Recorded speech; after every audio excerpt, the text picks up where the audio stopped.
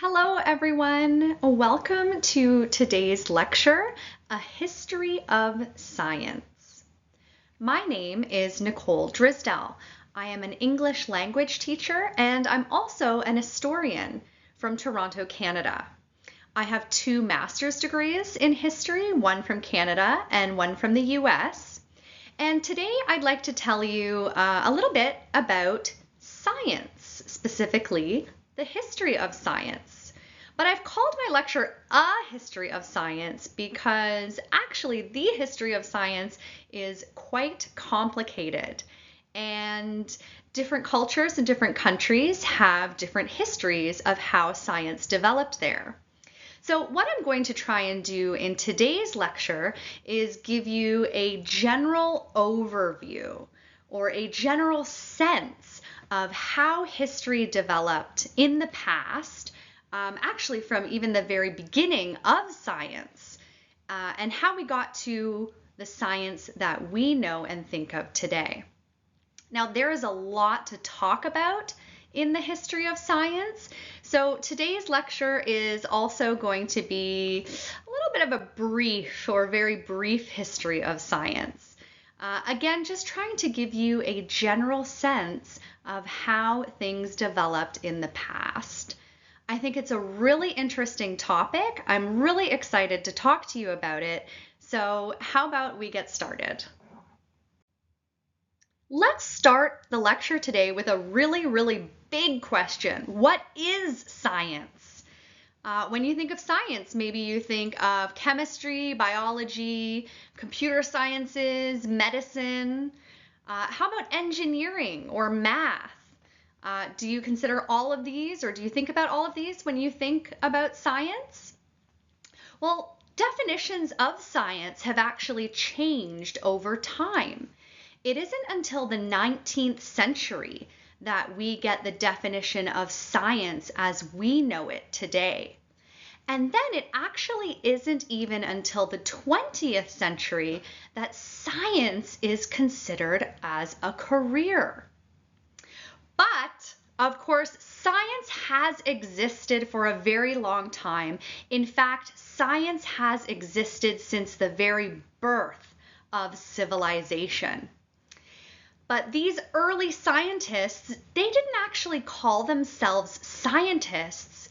They called themselves natural philosophers. And they called themselves this because they're mostly concerned with trying to understand the natural world, the world around them. Now, we're going way back in the past here, and it's important to keep in mind that these early scientists that we're going to talk about today, these early scientists that called themselves natural philosophers, they're not always working with accurate theories. And they're also not always doing systematic experimentation. So that's the science we know today. But scientists in the past, these natural philosophers, a lot of what they're doing is working with abstract knowledge. So nothing solid, okay? We'll explore what that means a bit more throughout the lecture. Another thing that I want you to keep in mind as we go through the lecture today is that the history of science must be understood in the social contexts in which it developed. So we need to understand a bit about the societies that science is being developed in order to understand how and why that science develops in the way that it does. Specifically, what I mean by that is early science is very often working in tandem or working together with religion and superstition, or religion and mysticism. Science, religion, superstition. Early scientists would not have seen very much distinction between all of these things. There wasn't much of a difference between science and belief for a lot of the early scientists that we're going to talk about today. Another important thing that I want you to know about early science before we get into some specifics is that science didn't just develop in a vacuum. So scientists weren't really working in isolation or one country on its own. Actually, from about 400 BCE, so before Common Era, that would be like 2,400, 500 years ago. From as far back as that, scientific ideas about astronomy and math and engineering are being traded across much of the known world. So scientists aren't talking to each other face to face, but ideas are being spread across the world through their writings and stuff. So they're kind of talking to each other and building off of each other's ideas. So that's something really cool about early science. They're all working together sort of in a way. You can see here a map of what's called the Silk Road. The Silk Road was a really important trade route. It was active for a very long time across a huge part of the world. And so this is to give you a sense of how ideas could spread from culture to culture, country to country, and civilization to civilization. You can see here on the slide, there's a vast network of trade routes. So they're not just trading goods like food and pottery and other things, they're also trading ideas. Before we keep going, you'll notice that I've included some important dates in my slides today, and I just want to introduce you to some of the terminology, so some of the important terms that we use when we talk about history. The first thing is this little C dot. That stands for circa, so right here. The Silk Road was active, circa. That means approximately or close to this time. So we're not sure of the exact date. And when we're not sure of the exact date, we use this word circa, which you see written as C dot. And then today I'm using the Common Era terminology for dates. So we define historic time into two parts. And in the Western world, this split happened in Christian times. You might also have heard of AD and BC as two distinct times, so before Christ, and AD is in the time of our Lord. BCE and CE is the same thing, the same split, but BCE means before Common Era and CE means Common Era. And usually scientists and historians use these terms for talking about time. So that's just something I want you to keep in mind as you see some of the dates today as we go through the lecture. But looking back at our map here of all of these trade routes and the exchange of scientific ideas that we're going to be talking about. We're going to be talking about 4 major civilizations. Over here we have what we call the Greater Mediterranean.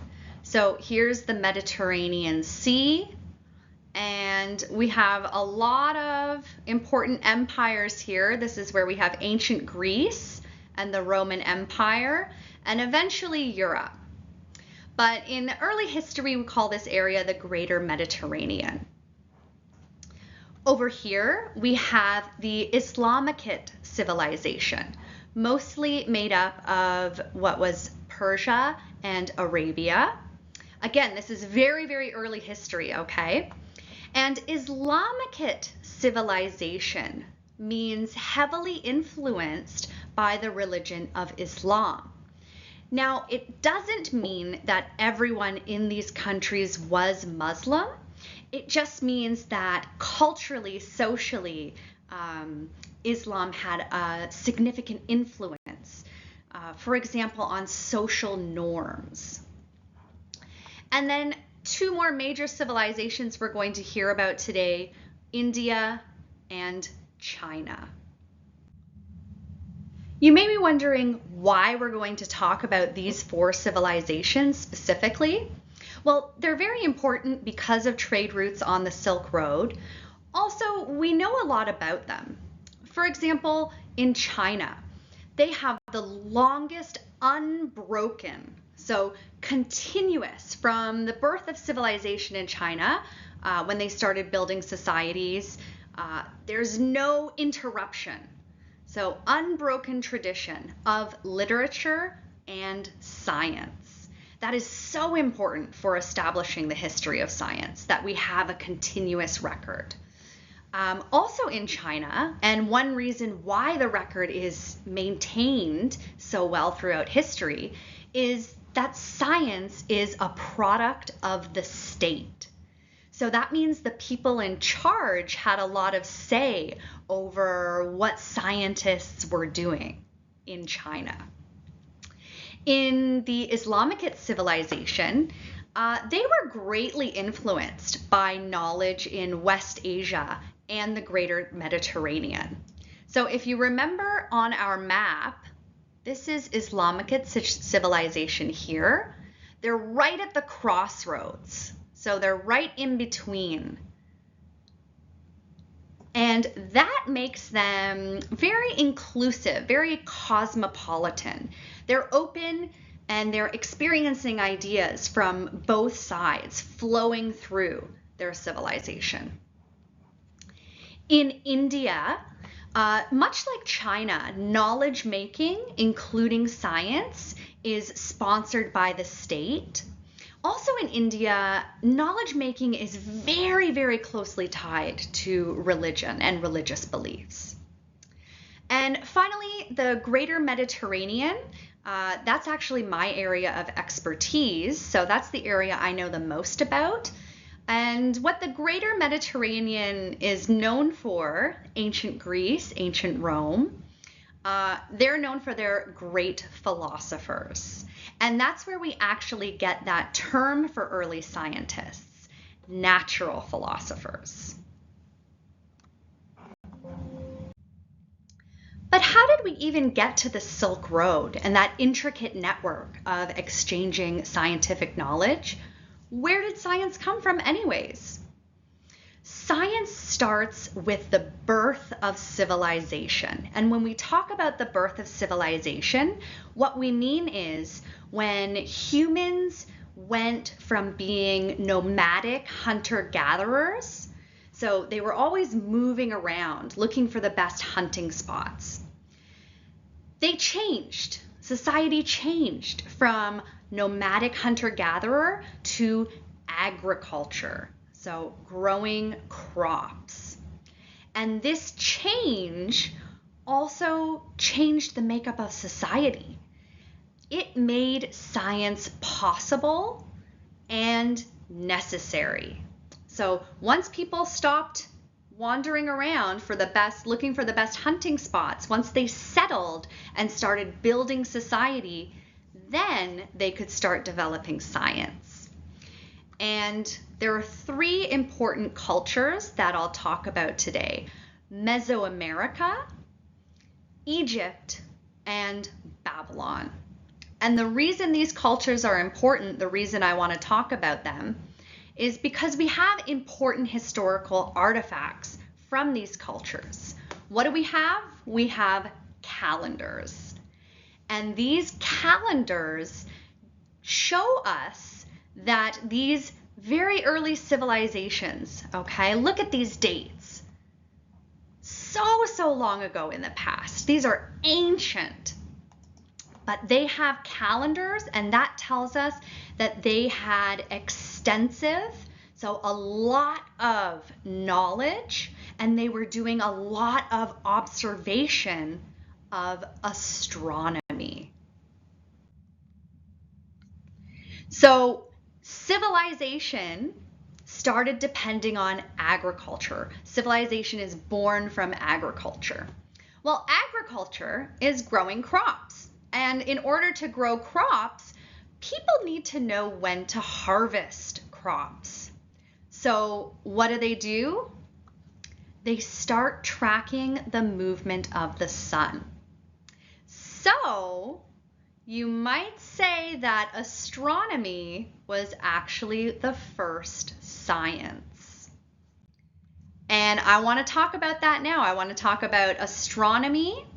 Remember though, science was always working together with religion or faith or beliefs. So when we talk about astronomy, we're also often talking about astrology.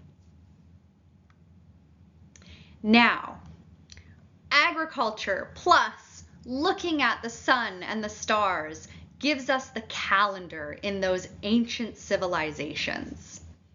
For example, ancient Egypt. Ancient Egypt is on the Nile River.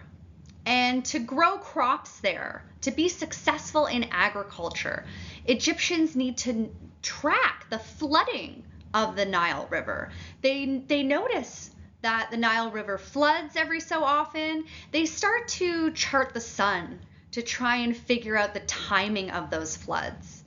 And so early astronomy in ancient Egypt, they develop a solar calendar. They figure out when is solar noon. They figure out what is celestial north. And they discover the solstices. In the Babylonian Empire, they developed the most advanced calendar of any ancient civilization. What they do when they're practicing this early kind of astronomy, they look up at the sky and they group stars into constellations. Another thing that they do is they develop very advanced mathematical models to calculate timing for agriculture. So timing of the solstices and timing of the equinoxes. And that helps them know when they need to plant their crops and harvest. And finally, in Mesoamerica, we know that the Mayan civilization was also using calendars. They were also using mathematics to make calculations about time. So this is all very, very early science in the ancient world being done in the field of astronomy. But remember, this is ancient civilization. Science, when they look at the stars, they still, they believe that the heavens are connected to the gods, that the heavens have mystical powers. And so they don't do too much deep investigation. They're making a lot of observations, but they're not really building any theories to explain them because it's all explained by the fact that it's the heavens. It's the realm of this above earthly power. So how do we get from ancient calendars to astronomy and science that we know today? Well, we need two very important thinkers from ancient Greece, Aristotle and Ptolemy. Aristotle mostly builds on the philosophy of his teacher, Plato. And what Aristotle does is he introduces a concept of physics that joins the heavens to the elements on Earth. And he theorizes that this is a complete system working together. This idea is the basis of thought in the greater Mediterranean for 2,000 years. And then after Aristotle comes Ptolemy. Ptolemy is also looking at the stars, trying to understand things, and he comes up with a mathematical model of geocentrism. So he proves through math that the Earth is at the center of the universe. And this is the basis of understanding the universe across the Mediterranean and Islamic worlds, also for thousands of years. Of course, we know that the Earth is not at the center of the universe, but what we're seeing here is early science, early astronomers looking to the sky, trying to understand what is going on up there. One of the major discoveries of early science is that actually the Earth is not at the center of the universe? Of course, we know it's the sun. But how do we get there? How do we get from geocentrism to heliocentrism?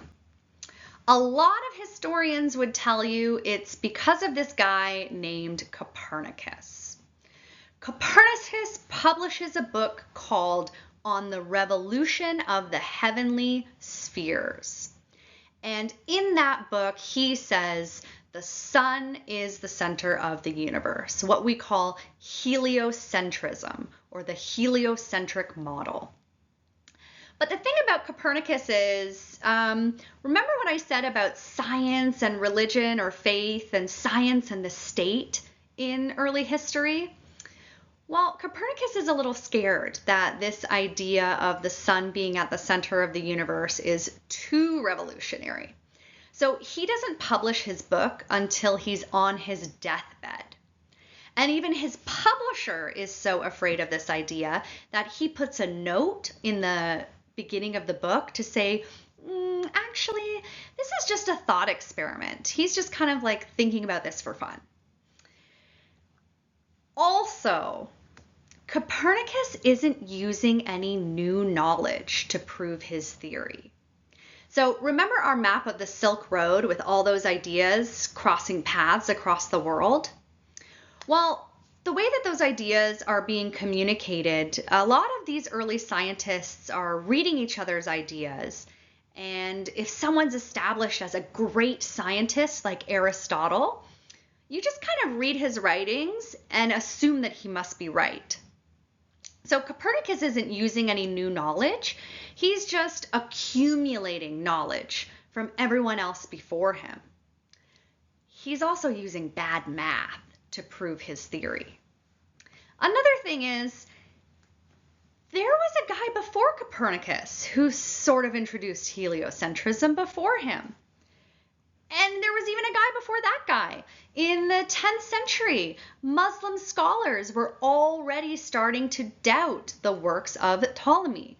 So this is a really important part of how science develops, starting to doubt the people that came before you. And actually, now we know from studying history that the first known heliocentric model of the universe was introduced way back in ancient times by this man Aristarchus of Samos, a natural philosopher of the ancient world. It's important to keep in mind, history is often made and remembered according to the bias of the people who write it. So that's how we go from ignoring kind of all of these developments and only focusing on Copernicus, okay? He published a book, he got really famous, so he gets a lot of the credit.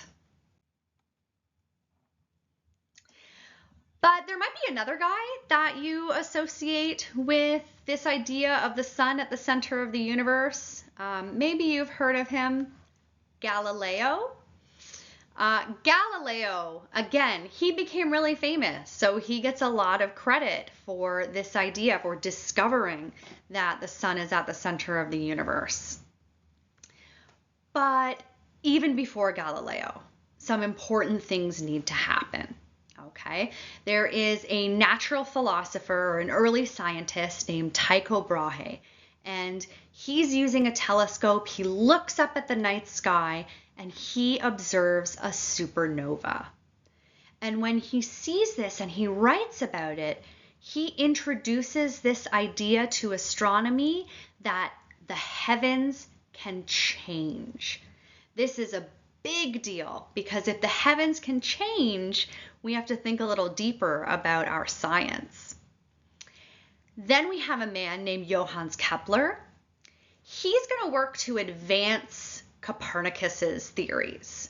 And he does this by introducing the concept of elliptical orbit. So important to our understanding of space today. And he also comes up with some laws of planetary motion. These things all have to happen before Galileo. before the world can start to accept that the sun is really at the center of the universe. What makes Galileo so important?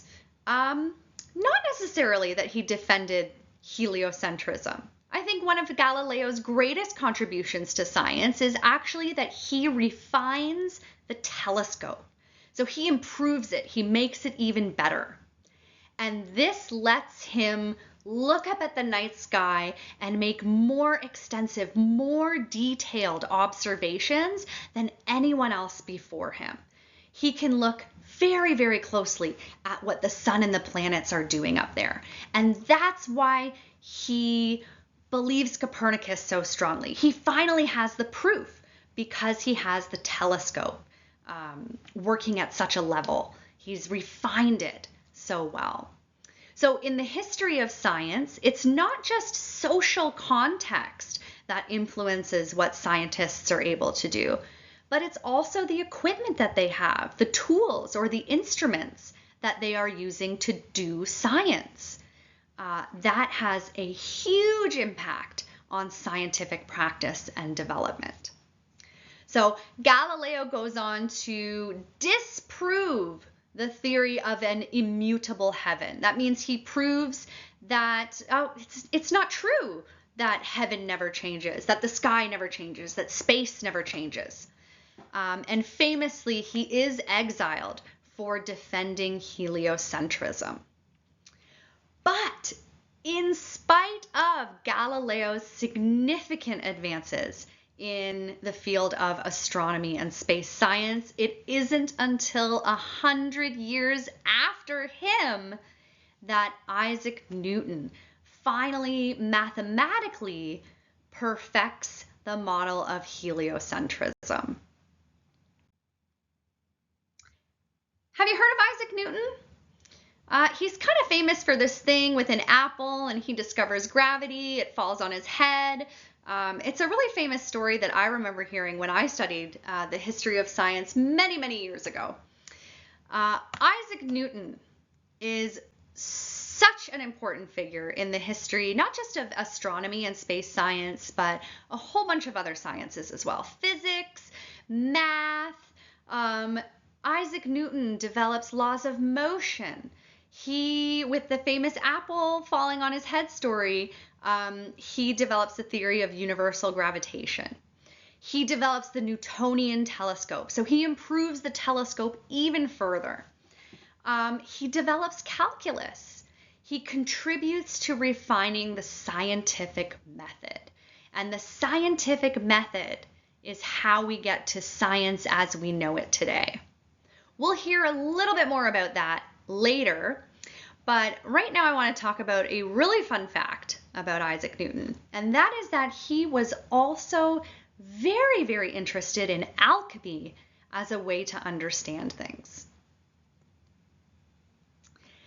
Actually, most natural philosophers, that is, most early scientists, were alchemists. Why is that important? Well, if you look at this image, can you think of what science alchemy might have led to? If you guessed chemistry, you are absolutely correct. Alchemy is considered to be a form of early chemistry. So let's talk about that for a minute. What is the history of chemistry? Well, we know that chemistry has also been around for a very, very long time. Maybe it's the second science. It depends who you ask. It could be the first science because it has existed since ancient civilizations. Ancient civilizations used metallurgy.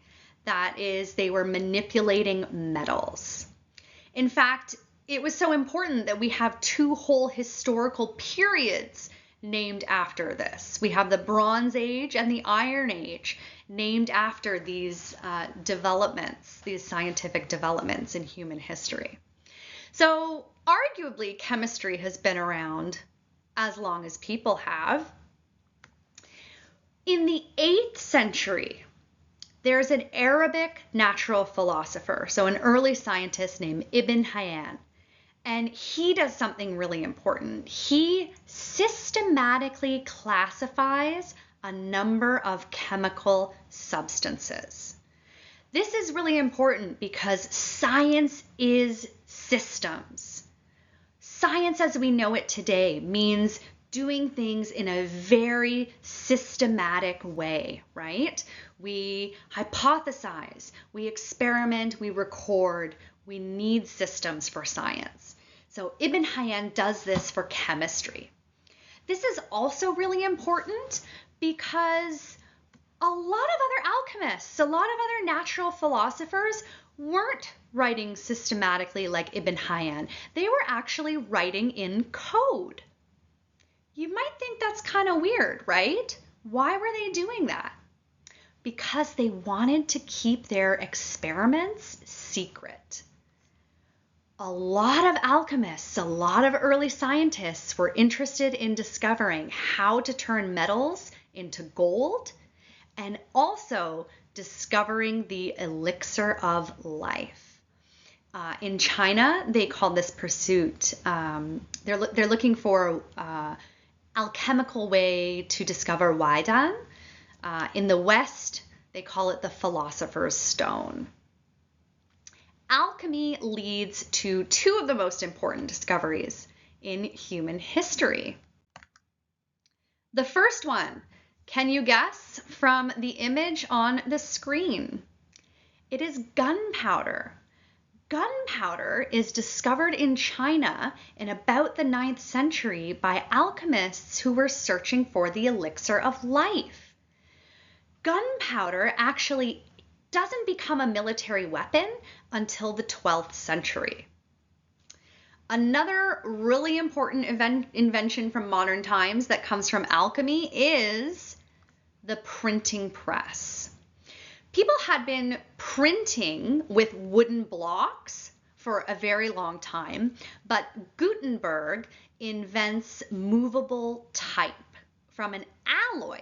So from his alchemical experiments, he discovers this alloy of lead, tin, and antimony that give us the movable type of a printing press. He's also going to discover oil-based inks to use for that printing press. For a long time, alchemy is connected to mystical things like finding the elixir of life. But at around the 17th to 18th centuries, it becomes less mystical, less magical, and more practical. And that's how we end up with chemistry as we know it today. Another fun fact, alchemy gives rise to the field of pharmaceuticals. So think about the alchemists working with their potions, trying to discover new things. That's also how we arrive at modern day pharmaceuticals. And something interesting to note here is that in this case, women are doing a lot of the work, working with curative mixtures in alchemy. So that brings us to the history of medicine. I'd like to very quickly give you a breakdown of how the history of medicine unfolds. So we've seen that from the very beginning of civilization, humans have been trying to understand the planets around us, space, how the earth works. That gives us astronomy. Humans have been trying to understand how we can mix elements together. That gives us metallurgy, which leads to alchemy, which leads to chemistry. In the same way, medicine has also existed for almost as long as civilization has existed. Sumer is an early Bronze Age civilization. We know that in this very, very ancient civilization, they had hospitals. We're pretty sure these are the first hospitals ever. And we also know that they were using plaster casts to heal wounds. Pretty cool that they were doing that in ancient times. In Mesoamerica, we know that Aztec civilization had healers who specialized in different fields. And we also know that that's true of Incan civilizations. When you think of ancient medicine, maybe you think of ancient Egypt. In ancient Egypt, they had surgical tools. So medicine has been around for a very, very, very long time. But we weren't always doing it right. It's important to keep in mind that early medical systems developed to fit existing knowledge and beliefs. So medicine in ancient times and in early history, it helps people make sense of their bodies and health. They're trying to make medicine conform to what they already know about the world. Moving from those ancient civilizations to the major civilizations of the Silk Road that I introduced to you earlier, in China, let's talk about early Chinese medicine. It was based in concepts such as yin-yang, qi, and the 5 elements. And the 5 elements of Chinese medicine were wood, fire, earth, water, and metal.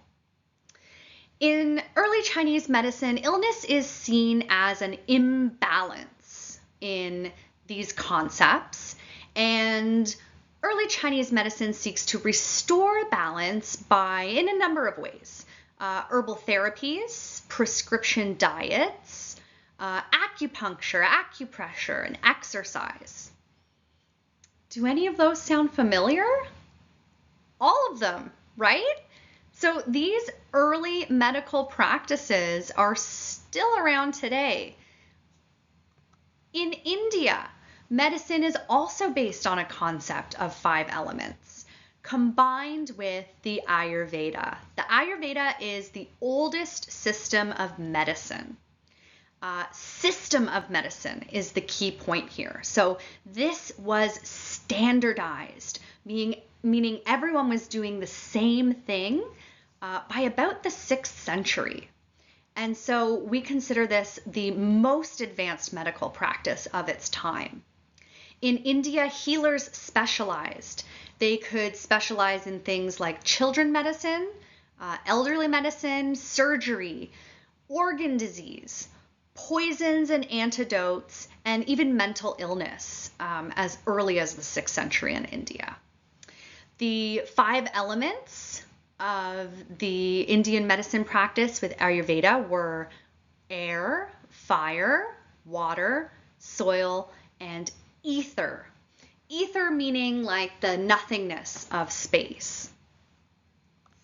In Islamic civilization, they were often taking from both East and West. Remember, this is our civilization in the middle of the Silk Road. So they could borrow a lot of ideas from a lot of people. In the Islamic civilization, we have our first practitioner of psychology, Al-Razi. And very, very significant is the Canon of Medicine, written by an early scientist named Ibn Sina. He's very, very famous in a lot of different fields of science. But especially this book that he writes, the Canon of Medicine, it becomes the most important medical text for hundreds of years. So that's a pretty big deal. In the greater Mediterranean, they're still relying a lot on the ideas of Aristotle, his ideas about biology and physics. He also develops a health system that is linked to the elements, but he adds an extra component here, what he calls the humors. So he sees fire as being related to what he calls yellow bile inside the body. Black bile is related to earth, phlegm is related to water, and blood is related to air in Aristotle's system. And illness is also about balance. So if you're ill, you're out of balance. And most often, the way to correct that is through diet. Another important figure in the greater Mediterranean is a man named Hippocrates. Hippocrates does something really important. He brings a more rational approach to diseases. So he says, you know what, you didn't get smallpox because the gods are mad at you. It's probably related to your diet and the environment. And that's a really key point. So seeing health as related not only to diet, not only what's going on inside our bodies, but what's going on outside of our bodies. Thinking about the quality of air that we breathe or water that we drink. Hippocrates brings that kind of rationality to medicine. And you might know Hippocrates' name from the Hippocratic Oath. This is referred to in medicine a lot. We don't use it in its original form today, but it is the basis, so the start of an ethical approach to patient treatment. And that dates all the way back to ancient Greece and Hippocrates. But in these early civilizations, as much as they're making important advancements, science of medicine doesn't go too far for a very long time, because for hundreds of years and in many cultures, human dissection is illegal. So people practicing medicine can't know exactly what's going on inside of bodies because they're not allowed to dissect them. Before we finish talking about the history of medicine, there's one very important person I want to talk about. That is Andreas Vesalius. And Vesalius revolutionizes biology and medicine. How does he do this? Well, by the time he is practicing his science of medicine, dissection is being allowed. So he conducts dissections himself. And for this reason, we consider him the founder of human anatomy in the West. I've just added one of his illustrations from his very important book about human bodies. Maybe you recognize the illustration. So Vesalius is so important to the science of human anatomy. His images have made such a strong impression. Perhaps you recognize it. Can you think of where? I'll give you a quick hint. It's a piece of popular culture from about today-ish, a couple years ago. I think very, very popular. If you can think of it, let me know in the comments or questions section. But back to Vesalius. So he conducts dissection. He tells us a lot of what we need to arrive at modern understandings of the human body, biology, and medicine. He puts forward the idea that it's the brain and the nerves that are the center of the human mind. He explains the body as a complete system.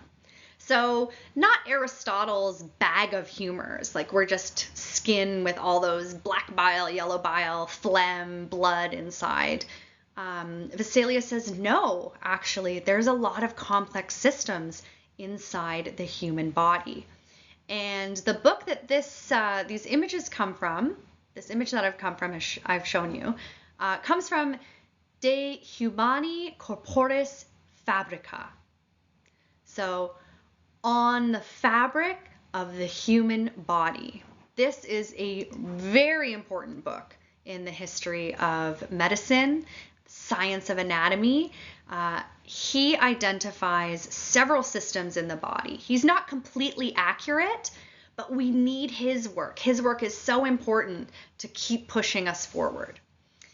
He identifies multiple systems in the body: bones and cartilage, ligaments and muscles, veins and arteries, the nerves, the brain, the heart, and what he calls organs of nutrition. Vesalius is able to make all of these important advances because he's working at the start of a period that we've called the scientific revolution. This is a period of about 200 years.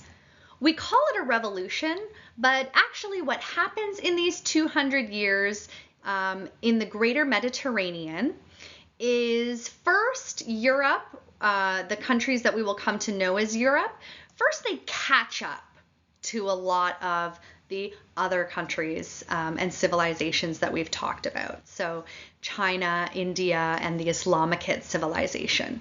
Europe during these 200 years catches up to them in terms of scientific knowledge and then advances rapidly. So they catch up and then they kind of shoot forward really, really fast, making a lot of new discoveries and introducing a lot of new ideas during these 200 years. Up to this point, a lot of science had been either one of two things. Either early scientists were making observations without underlying theories, or early scientists were proposing theories without accurate observations. But science needs both. It needs theory and accurate observation. That's how we get the sciences that we know today. And this all comes about during a period we call the Scientific Revolution. Specifically during this time, several advances in method and theory by several natural philosophers come together and give us what we call the scientific method. How exactly does that happen? Well, there's three important people really, and the first one is Galileo. So while Galileo was practicing his sciences, he argued that a true scientist records their process and conducts tests for independent confirmation. So you don't just rely on what the important men said before you. For example, Aristotle is great and all, but don't just read him and assume that everything he said was correct. Do your own scientific tests. That's what Galileo is saying.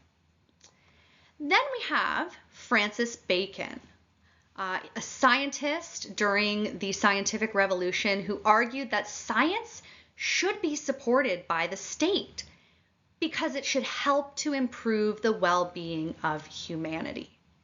So whereas before, a lot of early scientists were experimenting, observing out of curiosity and kind of as a hobby. But Francis Bacon comes along and he says, no, science should have a practical use. It should improve our lives. We should be doing science for this reason. Finally, a man named René Descartes. He introduces this idea of systematic doubting. So scientists should always be questioning their hypotheses. What happens during the scientific revolution is these three major ideas from these three scientists come together and give us the scientific method. So a way of doing science. After this period, science explodes. There's a whole series of advances that lead us to what we know of as modern science. It's a very, very exciting time. As exciting as the scientific revolution was, and all of the scientific developments since then that have led us to where we are today, none of it would have been possible without these science and scientists that came before. Science really has existed since the birth of civilization, and it's always sought to understand the world around us and our place in it. But that's not all. There's another thing that science has always been trying to do. It has always tried to help us control the world. Think of agriculture, trying to control when we plant and harvest crops. So we've always been trying to not only understand, but control or manipulate the earth using science. So can we talk about a history of climate science for a moment? Although it's true that because civilization is born from agriculture and agricultural science leads us to try and understand and control the way the world works, climate science as we know it, and compared to all of the other sciences we've talked about today, it's fairly new. However, early civilizations, ancient civilizations like Sumer, Egypt, India, and China, they were all hydraulic civilizations. So they developed on water or close to major bodies of water. They relied on the control of water for stability and growth. So we had to understand certain things about the Earth in order to be able to do that. Does this mean there was climate science in the ancient world? Not really, but sort of. It's complicated.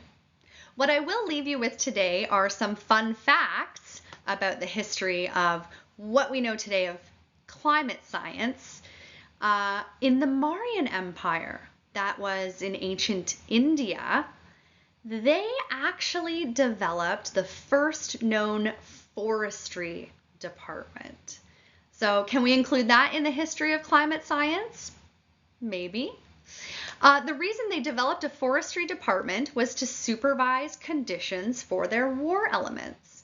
So they needed to control the elephants' environment in order to keep them healthy and prepared for war.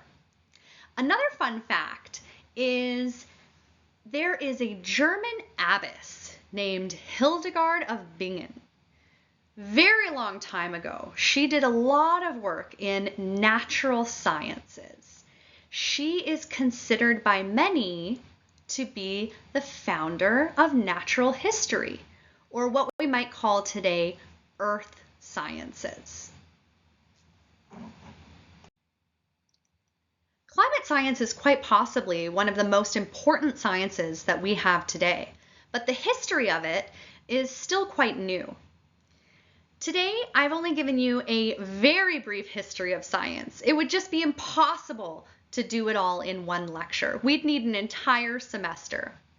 But also, a lot is missing from historical records of the history of science. For example, before writing systems, knowledge was passed orally, so by telling stories.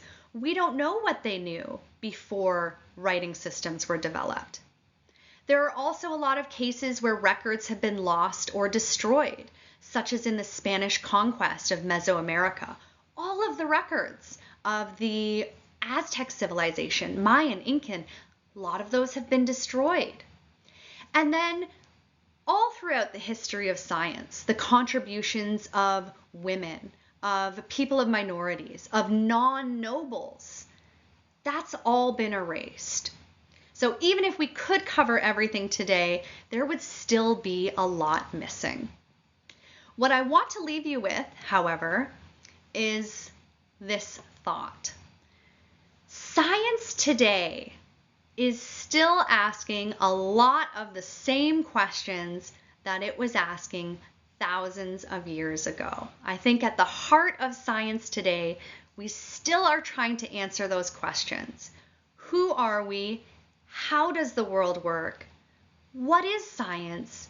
And how should we be using it? I really hope you've enjoyed the lecture today, everyone. Thank you so much for joining me.